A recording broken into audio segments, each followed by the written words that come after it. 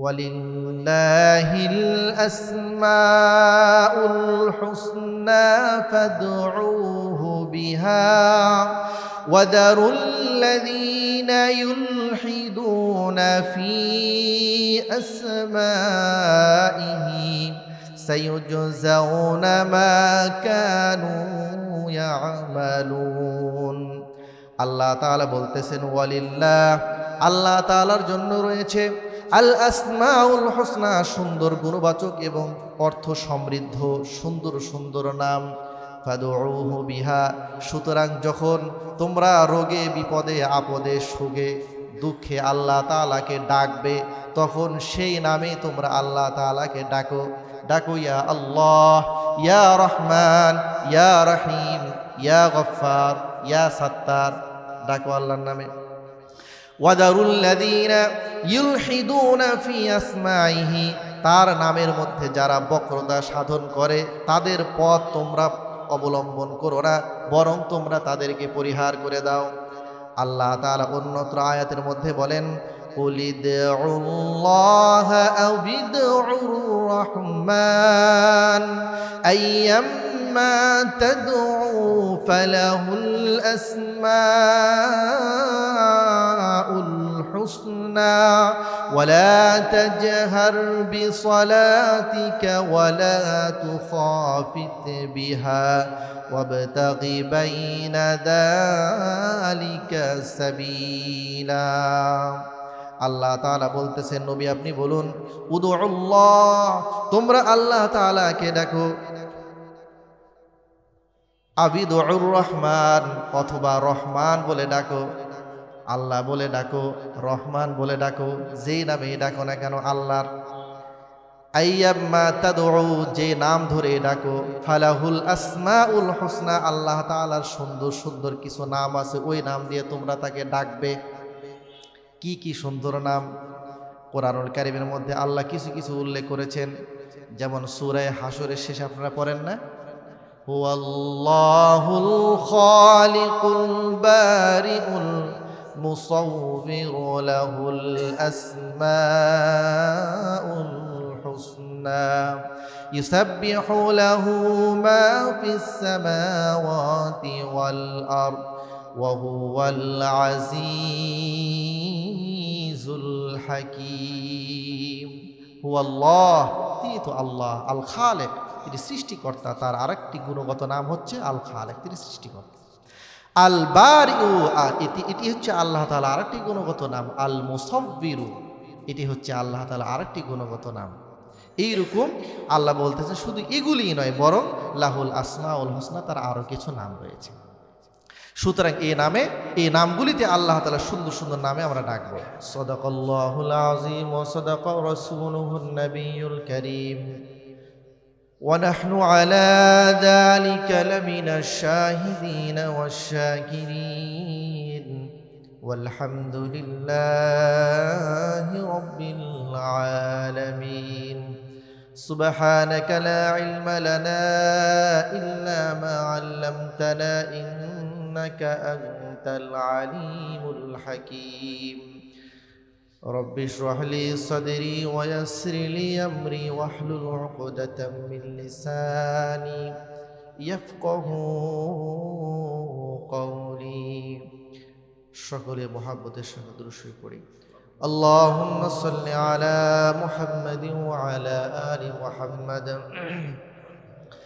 কামা সাল্লাইতা আলা ইব্রাহিম ওয়া আলা আলি ইব্রাহিম ইন্নাকা হামিদুম মাজিদ। আল্লাহুম্মা বারিক আলা মুহাম্মাদিন ওয়া আলা আলি মুহাম্মাদ كما باركت على إبراهيم وعلى آل إبراهيم إنك حميد مجيد। محترم ومعزز ومكرم সম্মানিত মুসল্লিবৃন্দ, আল্লাহ রব্বুল আলামিনের দরবারে অসংখ্য অগণিত শুকরিয়া জ্ঞাপন করছি। মহান রব্বুল আলামিন আমাদেরকে দয়া করে মায়া করে মেহেরবানি করে সালাতুল জুমা আদায় করার জন্য এবং জুমা পূর্ব কোরআনুল কারীম হাদিস থেকে কিছু আলোচনা করার এবং শোনার সুযোগ করে দিলেন। এই জন্য সকলে বলি আলহামদুলিল্লাহ। সম্মানিত উপস্থিতি, আমরা তাওহীদ বিষয়ে, আল্লাহ রাব্বুল আলামিনের একত্বতা বিষয়ে আলোচনা করে আসছিলাম। বলা হয়েছিল একজন ব্যক্তির ঈমানদার হওয়ার জন্য যতগুলি বিষয়ের প্রতি ঈমান আনা জরুরি, এর মধ্যে থেকে সর্বপ্রথম বিষয় হচ্ছে আল্লাহ সুবহানাহু ওয়া তাআলা তার অস্তিত্বকে শুধু বিশ্বাস করা তা নয়, বরং তার একত্ববাদকে বিশ্বাস করা। তিনি একক, এর অর্থ কি, কোন কোন পর্যায়ে তিনি একক, সে বিষয়গুলো নিয়ে আমরা আলোচনা করে আসছিলাম। বলা হয়েছিল আল্লাহ রাব্বুল আলামিন বেশ কিছু দিক দিয়ে তিনি হচ্ছেন একক, তার কোনো সমকক্ষ নাই, আল্লাহ তাআলার মতন আর কেউ নাই। এর মধ্যে প্রথম বিষয় ছিল তিনি সত্তাগতভাবে একক। দ্বিতীয় বিষয় হচ্ছে তিনি মাবুদ হিসেবেও এক, উপাস্য হিসেবেও এক, ইবাদত পাওয়ার যোগ্য কেবলমাত্র তিনি ছাড়া আর ইবাদত পাওয়ার যোগ্য কেউ নাই। তৃতীয়ত তিনি রব হিসেবেও একক। এই সাউন্ডটা একটু বাড়ি খায় নাকি? হ্যাঁ, এটা যদি কষ্টকর হয় তাহলে বন্ধ করে দেন, একটু কমাই দেন। আচ্ছা, না হলে একটু কমাই দেন। এটা দূরে দিলে কি সাউন্ড কমবে? ঠিক হবে। আচ্ছা, দেখি তাহলে কিছুক্ষণ কথা বলে দেখি, আপাতত রাখেন। আচ্ছা, ঠিক আছে।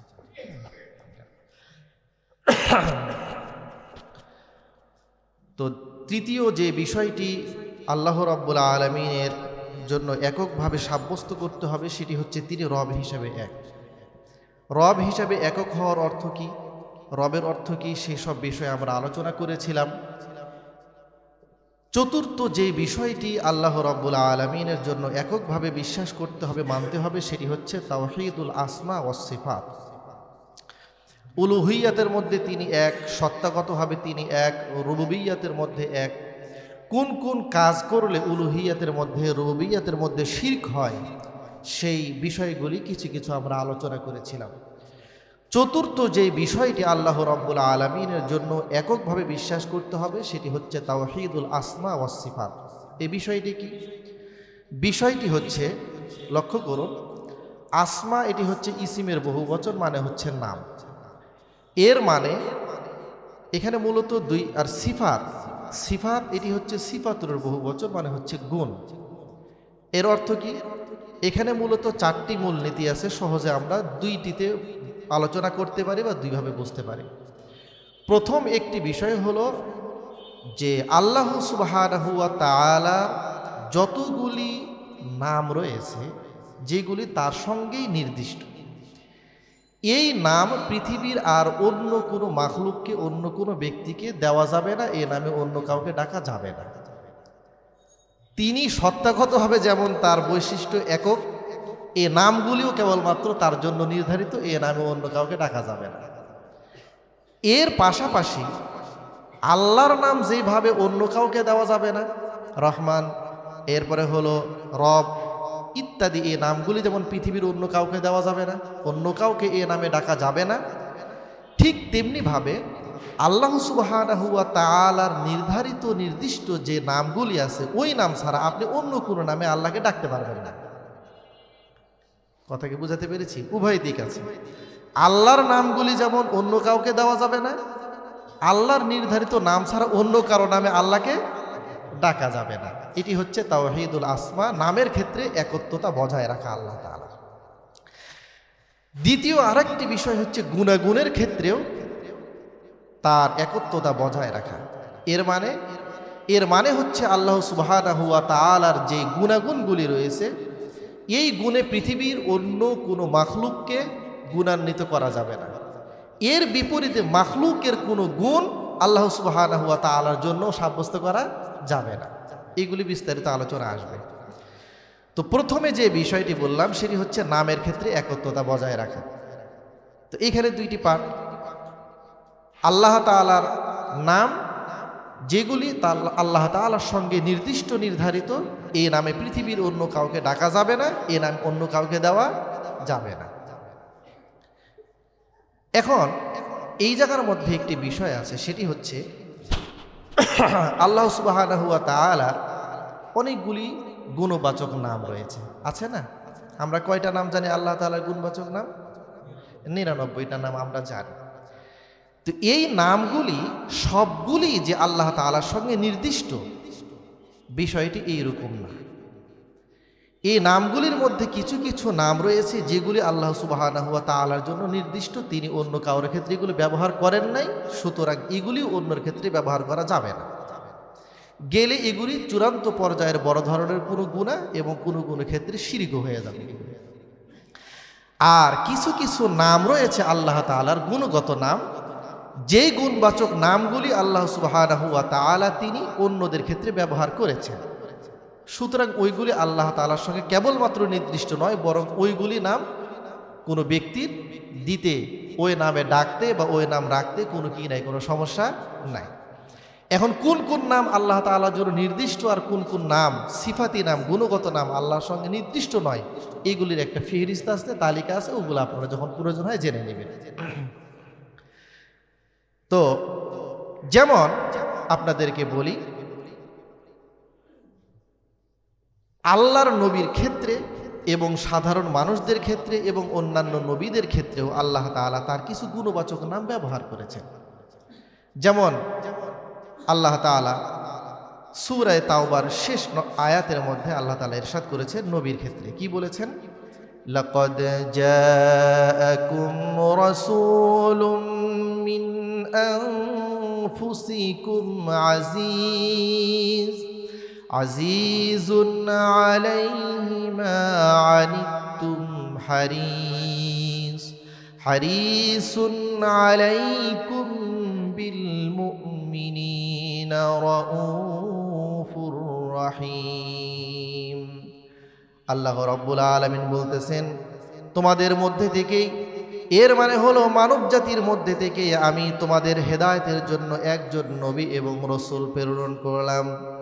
তার গুণাগুণ বৈশিষ্ট্য হচ্ছে আজিজুন আলাইহি মা আনিতুম, তোমরা যেই সব কাজে কষ্ট পাও, দুঃখ পাও, ভারাক্রান্ত হও, রোগাক্রান্ত হও, এই সব বিষয়ে তিনি তোমাদের জন্য সহ্য করতে পারেন না, এগুলি তার জন্য কষ্টকর। হারিসুন আলাইকুম, শুধু তাই নয় বরং তিনি হচ্ছেন তোমাদের জন্য শুভাকাঙ্ক্ষী, হিতাকাঙ্ক্ষী। এর পাশাপাশি তিনি বিল মুমিনিনা রাউফুর রহিম, মুমিনদের জন্য, ঈমানদারদের জন্য তিনি হচ্ছেন দয়ালু, তিনি হচ্ছেন স্নেহময়। এখানে লক্ষ্য করুন, আজিজ এটি আল্লাহ তাআলার একটি গুণবাচক নাম না? রউফ এটি কার নাম? আল্লাহ সুবহানাহু ওয়া তাআলা গুণগত একটি নাম। এরপরে রহিম এগুলি কার নাম? আল্লাহ সুবহানাহু ওয়া তাআলার গুণগত নাম। কিন্তু এই নামগুলি আল্লাহ সুবহানাহু ওয়া তাআলার সঙ্গে নির্দিষ্ট নয়, কারণ আল্লাহ তাআলা এগুলি নবীর শানেও কি করেছেন? ব্যবহার করেছেন। এইরকম আরও বিভিন্ন কিছু নাম রয়েছে, যেমন সূরা দাহরের শুরুতে আল্লাহ তাআলা বলেছেন, যেমন দেখেন, ইন্না খালাকনাল ইনসানা মিন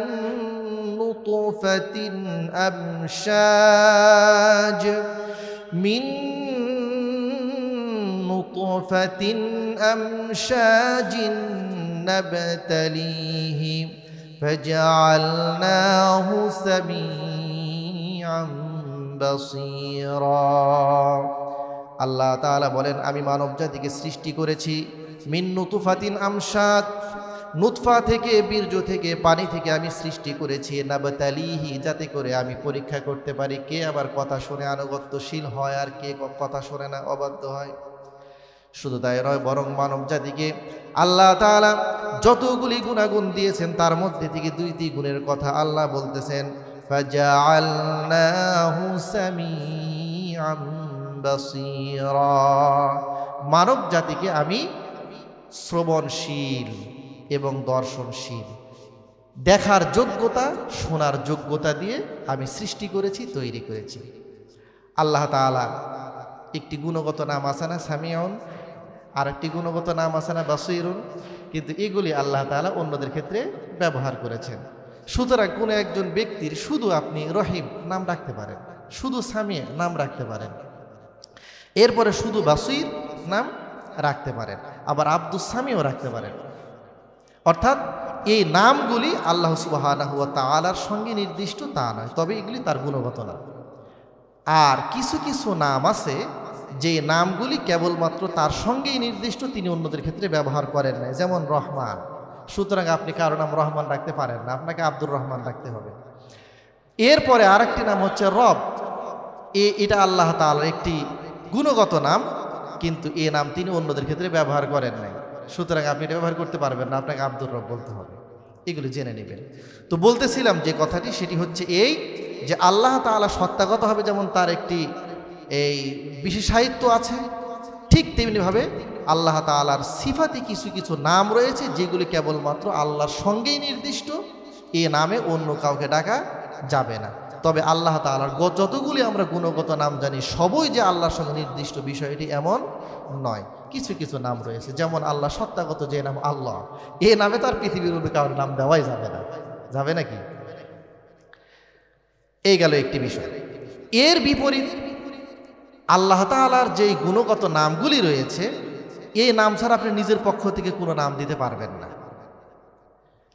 আল্লাহ তাআলা তার যতগুলি গুণাগুণ রয়েছে, গুণাগুণের সঙ্গে মিল রেখে তিনি কিছু কিছু নামও রেখেছেন, কিন্তু গুণ থাকলে আপনি নাম দিতে পারবেন না। যেমন তিনি দেখেন কি দেখেন না?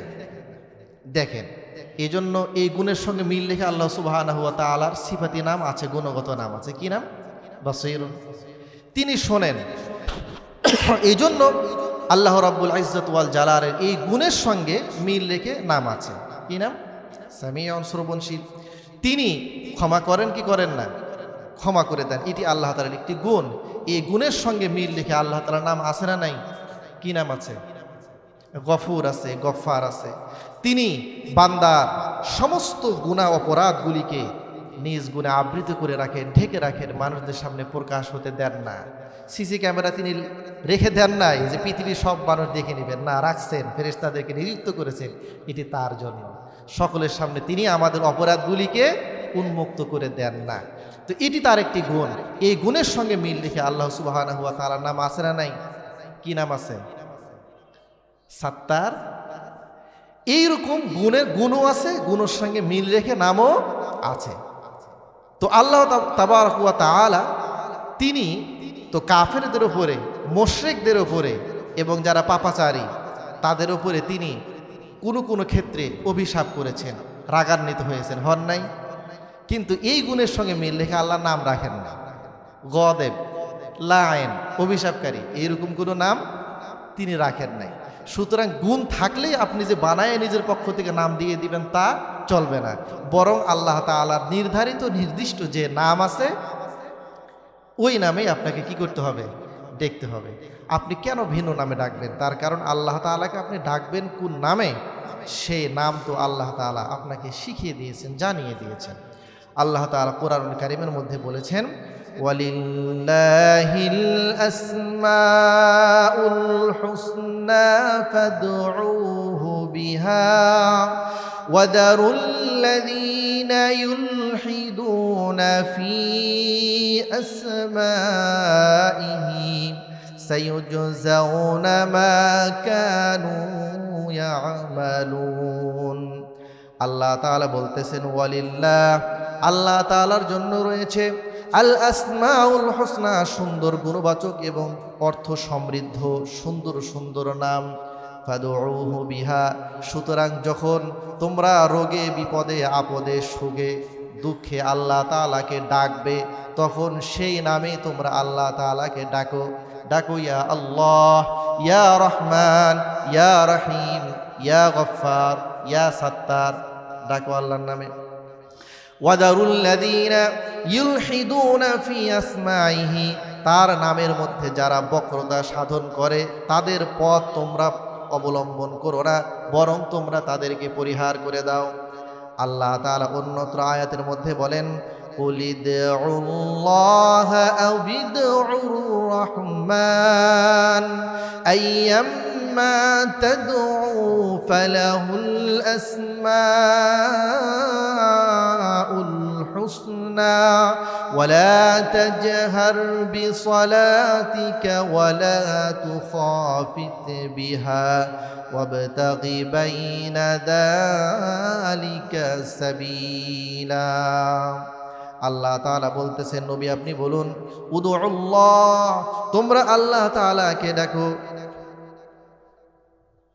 আবিদুর রহমান অথবা রহমান বলে ডাকো আল্লাহ বলে ডাকো রহমান বলে ডাকো যেই নামে ডাকো না কেন আল্লাহর আইয়াম্মা তাদউ যে নাম ধরে ডাকো ফালাহুল আসমাউল হুসনা আল্লাহ তাআলার সুন্দর সুন্দর কিছু নাম আছে ওই নাম দিয়ে তোমরা তাকে ডাকবে কি কি সুন্দর নাম কোরআনুল কারীমের মধ্যে আল্লাহ কিছু কিছু উল্লেখ করেছেন যেমন সূরা হাশরের শেষে আপনারা পড়েন না হুয়াল্লাহুল খালিকুল বারিউল মুসাউবিরু লাহুল আসমাউল হুসনা ইউসাব্বিহু লাহু মা ফিস সামাওয়াতি ওয়াল আরদ ওয়া হুয়াল আজিজুল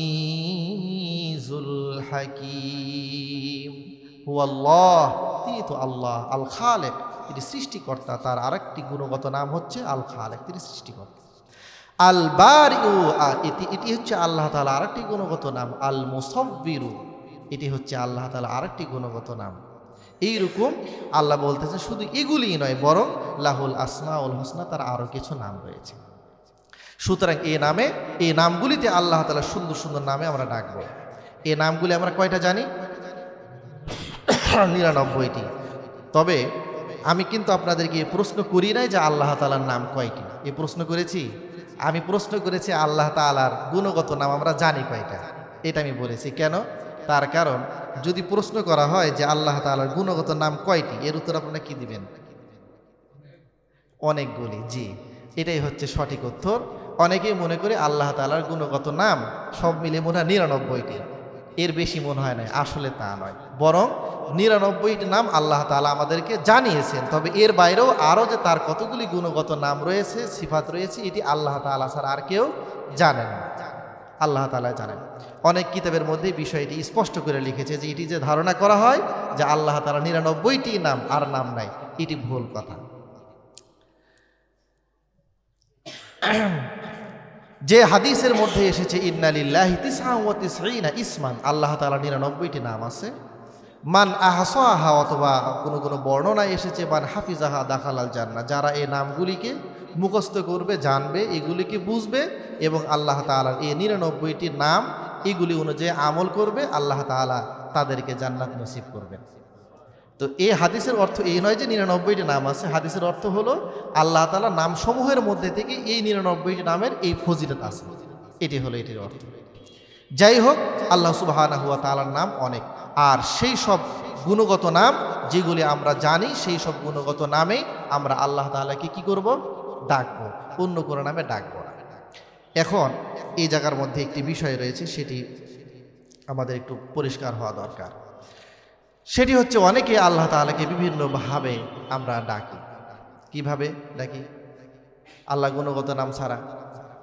অনেকেই বলি খোদা কেউ বলি হলো মাবুদ হ্যাঁ এইরকম গড লর্ড এইরকম বিভিন্ন শব্দে আমরা ডেকে থাকি তো এইগুলির ক্ষেত্রে বিষয় হচ্ছে এখানে দুইটা জিনিস আছে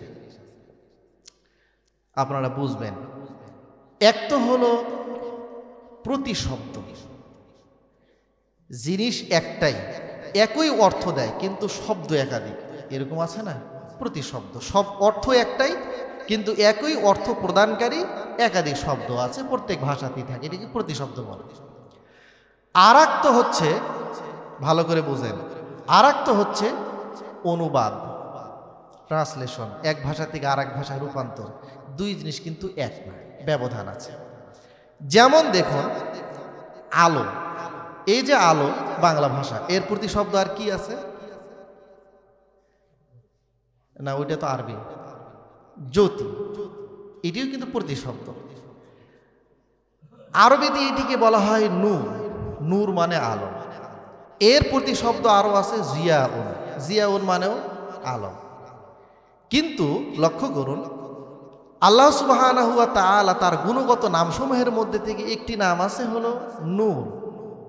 এটি আল্লাহর একটি নাম, অর্থ হচ্ছে আলো। কিন্তু এই একই অর্থ দেয় এইরকম আরো শব্দ আছে, তার মধ্যে একটি হলো জিয়াউন। আপনি ওটা বলতে পারবেন না। কেন? প্রতিশব্দ ব্যবহার করা যাবে না। আল্লাহ তাআলা যে শব্দ ব্যবহার করেছেন সেটি, তবে অনুবাদ এটি কিন্তু ভিন্ন জিনিস। যেমন গফফার, এটি আরবি শব্দ, এটির বাংলা কি? আরে আপনারা একটু বলেন না, এত সহজ জিনিস। হ্যাঁ, ক্ষমা। আপনারা অনেক সময় হয়তো বলেন না যে থাক হুজুর বলতেছে, হুজুরই বলুক। হ্যাঁ, হুজুর তো বলার জন্যই আসছে। আবার অনেক সময় হয়তো এই ভয়ে বলেন না যে বলি আবার কি ভুল হয়। না, ভুল যদি হয় তাহলে তো আমরা এখানে আলোচনা করতেছি, সংশোধন হয়ে যাবে। আর আপনাদের জিজ্ঞেস করি হলো মাঝে মাঝে এজন্য, যাতে করে আপনারা মনোযোগী হন, আপনাদের মনোযোগটা আকর্ষণ করা হয়, আপনারা সচেতন থাকেন, এজন্য ঘুমিয়ে না পড়েন, একঘেয়েমি যেন না চলে আসে, এজন্য মাঝে মাঝে আমি আপনাদেরকে বিভিন্ন বিষয়ে প্রশ্ন করি। এতে কি খুব সমস্যা হয়? আচ্ছা। আর আরেকটা বিষয় হলো, আপনি যখন প্রশ্ন করবেন, প্রশ্ন করার পরে বা আপনি উত্তর দিলেন, তখন আমি যখন বলবো যদি মিলে যায় তো দেখবেন আপনাকে ভালো লাগবে এবং এটা মনে থাকবে। আর যদি ভুল হয়, সঠিকটা জানতে পারলেও আপনার মনে থাকবে। এই জন্য একদম চুপচাপ থাকা এটা খুব একটা বেশি ভালো জিনিস না। তো বলতেছিলাম যে কথা, ক্ষমাশীল। তো আপনি যদি ডাকেন ও ক্ষমাশীল, তুমি আমাকে ক্ষমা করে দাও, তাহলে আপনি কি আল্লাহ তাআলার ভিন্ন কোনো নাম দিয়েছেন? না, আপনি কিন্তু ভিন্ন নাম দেন নাই, বরং আল্লাহ তাআলার যে নাম রয়েছে গফফার, ওই নামটাকে আপনি আপনার বাংলা ভাষায় বলেছেন। আপনি যদি বলেন দয়ালু, আমার ওপর একটু মেহেরবানি করে দয়া করো, এই কথা আপনি যদি বলেন, আপনি কি আল্লাহ তাআলা ভিন্ন নাম দিয়েছেন? নতুন নাম পড়াইছেন? না, বরং আল্লাহ তাআলার যে নির্দিষ্ট নাম ছিল রহমান রহিম, ওই নামটাকে আপনি আপনার ভাষায় বলেছেন, তাই না? তো এটা কিন্তু ভিন্ন নাম না। এজন্য আল্লাহ তাবারক ওয়া তাআলাকে কেবলমাত্র বুঝায় এইরকম, যদি কোনো ভিন্ন ভাষার শব্দ থেকে থাকে, যেই ভিন্ন ভাষার শব্দটি আল্লাহ তাআলা গুণগত নাম রয়েছে, এতে কোনো ডাকতে সমস্যা নাই। সুতরাং আপনি বলবেন ইয়া রব্বাল আলামিন, এ তো আরবি। কিন্তু যদি কেউ বাংলায় বলতে চায় প্রভু, এতে কি কোনো নতুন নাম দেওয়া হবে? না, এটা কিন্তু আল্লাহ তাআলার ওই যে নাম ছিল রব, সেটা নিয়ে আপনি আপনার ভাষায় বলেছেন। কেউ যদি বলে লর্ড, লর্ড বললে এতে কি হবে? সে তার ভাষায় ইংরেজিতে বলেছে, সে কিন্তু নতুন কোনো নাম দেয় নাই। কথা কি বুঝতে? এই জন্য সুতরাং আল্লাহ সুবহানাহু ওয়া তাআলা সত্তাগত যে নামটি রয়েছে আল্লাহ, এটি তো আরবি, এর তো কোনো প্রতিশব্দ হয় না, বরং এর অনুবাদও বললে বলা যায় না। তারপরও ফার্সি ভাষায় অনেকে খোদা বলে থাকেন, এটি আল্লাহ তাআলাকে বুঝান। এজন্য এটি একদম নাজায়েজ বলা যাবে না, যদিও অনেক ভাইরা একটু বাড়াবাড়ি করে এটিকে খুব মানে নিষেধাজ্ঞার পর্যায়ে এবং শিরকি পর্যায়ে নিয়ে চলে গিয়েছেন। আসলে তা নয়, বরং অনেকে এই বিষয়ে বলেছেন যে এটা এ ধরনের বিষয় না, বরং আল্লাহ তাআলার নামেরও এটা ভিন্ন ভাষার ভিন্ন শব্দ। সুতরাং সেটি নাজায়েজ নয়। তবে এতটুকু তো নিশ্চিত যে আল্লাহ তাআলার যেই শব্দে শিখিয়েছেন, যে ভাষায় শিখিয়েছেন, সে ভাষাটি আর রইল না, ভিন্ন ভাষার হয়ে গেল। এজন্য না ডাকাই শ্রেয়, ভালো। তবে কেউ ডাকলে আপনি তাকে ভিন্ন রকম কোনো মন্তব্য করতে পারবেন না। জি, এটা আল্লাহ তাআলা, আমি প্রথমে বলেছি এই কথা যে আল্লাহ তাআলার জন্য নির্দিষ্ট বুঝায় এরকম হতে হবে। যদি এই শব্দ বলে তারা আল্লাহকেও বুঝান এবং তাদের অন্য ধর্মের কোনো উপাস্যকেও বোঝানো হয়ে থাকে, তাহলে সেক্ষেত্রে সেটা কখনোই ব্যবহার করা যাবে না, কারণ ওটা আল্লাহ তাআলার জন্য নির্দিষ্ট না। এটা তাদের পরিভাষা দেখতে হবে, পরিভাষা দেখা ছাড়া বলা যাবে না। জি, তো এই হয়েছে বিষয়টা। তো বলতেছিলাম যে কথা, সবচেয়ে নিরাপদ এবং সুন্দর পদ্ধতি হলো আল্লাহ তাআলার যে নামে যে শব্দে বলেছেন, ওই শব্দে ওই নামেই ডাকাই সবচেয়ে নিরাপদ। এই জন্য আরবি বলবো, এটি ভালো, এতে কোনো কিলোকাল নাই, কোনো ঝামেলা নাই। এরপরে দ্বিতীয় যে বিষয়টি ছিল আসল, সেটি হচ্ছে ওয়াসিফাত, আল্লাহ তাআলার গুণের ক্ষেত্রে তার একত্বতা বজায় রাখা। এখানে দুইটি বিষয় রয়েছে। একে তো হলো আল্লাহ তাআলার কোনো গুণ যেমন কোনো মাখলুককে দেওয়া যাবে না, ঠিক তেমনিভাবে মাখলুকের কোনো গুণ আল্লাহ তাআলার জন্য সাব্যস্ত করা যাবে না। মানবীয় হোক কিংবা অমানবীয় অন্যান্য পশু পাখি প্রাণীদের কোনো মাখলুকের কোনো গুণ যদি আল্লাহ তাআলার জন্য সাব্যস্ত করা হয়ে যায়, ওইটা হয়ে যাবে হলো শিরক। যেমন লক্ষ্য করুন, ইহুদিদের এবং খ্রিস্টানদের বর্তমানে যে তার ধর্মগ্রন্থ আছে তাওরাত, বা এটাকে বলা হয় হলো কি, এটার আবার ভার্সন আছে, নিউ টেস্টামেন্ট, ওল্ড টেস্টামেন্ট, এরকম ভার্সন আছে, সংস্করণ আছে। কোরআনুল কারিমের কি এরকম কি কোনো আছে নাকি যে প্রথম মুদ্রণে এরকম হয়েছিল, পরবর্তী মুদ্রণে কিছু সংস্কার করা হয়েছিল দ্বিতীয় মুদ্রণ? এরকম কি কিছু আছে? না, এইরকম কিছু নাই। কেন? তার কারণ এর শুরু থেকে শেষ পর্যন্ত যা কিছু আছে সব কিছুই কার পক্ষ থেকে? আর বর্তমানে যে বাইবেল পাওয়া যায়, তাওরাত পাওয়া যায়, এগুলি ইহুদিরা খ্রিস্টানরা নিজেদের পক্ষ থেকে বহু রকম বিকৃত সাধন করে সেগুলি তারা দিয়েছে, এই জন্য এর ভার্সনের শেষ করে। তো ওইটার মধ্যে আছে কি, আল্লাহ সুবহানাহু ওয়া তাআলা আসমান জমিনকে কয়দিনে সৃষ্টি করেছেন যেন? বলেন সবাই। 6 দিনে সৃষ্টি করেছেন। তো 6 দিনে যে সৃষ্টি করেছেন, কোন দিন কি সৃষ্টি করলেন সেটা ভিন্ন বিষয়। আমরা ইতিপূর্বে তাফসিরে আলোচনা করেছিলাম। সৃষ্টি শুরু হয়েছিল রবিবার থেকে। কি বার থেকে? রবিবার থেকে।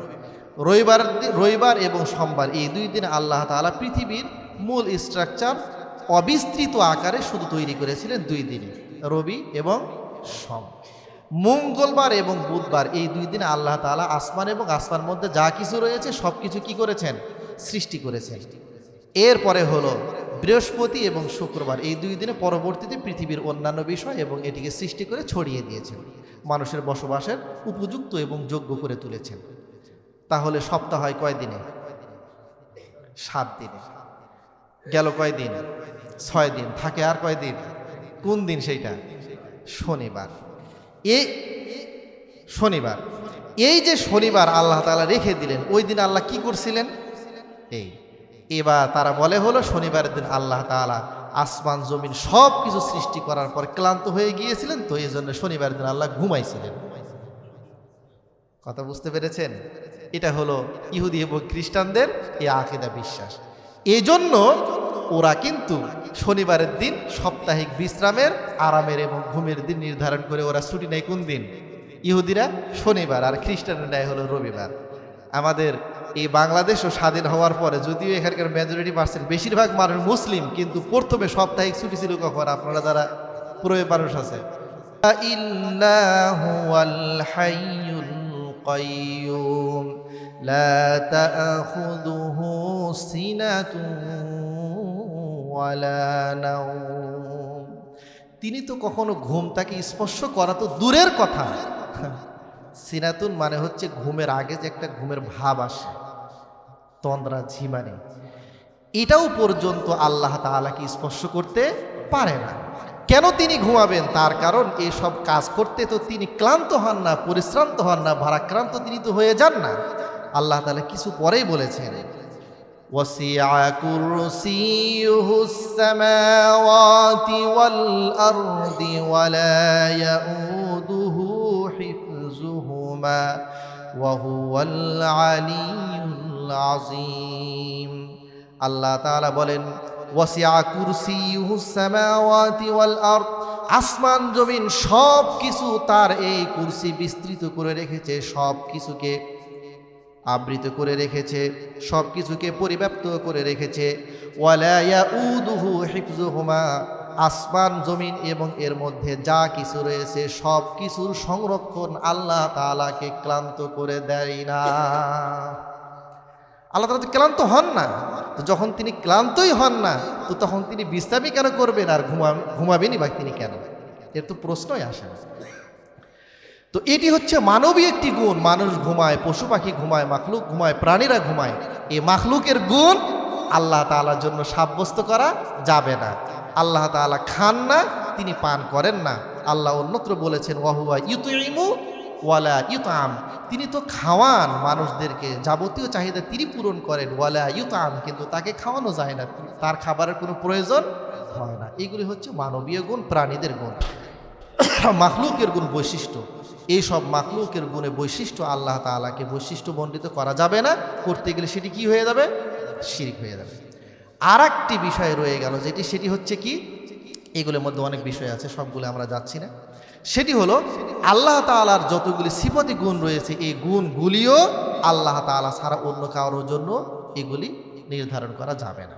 ওই বিষয়ে আমরা ইনশাল্লাহ সামনে, ওইটি একটু লম্বা আলোচনা আছে, এই জন্য আর এই সপ্তাহ শুরু না করি, এটা পরে আলোচনা করবো ইনশাল্লাহ।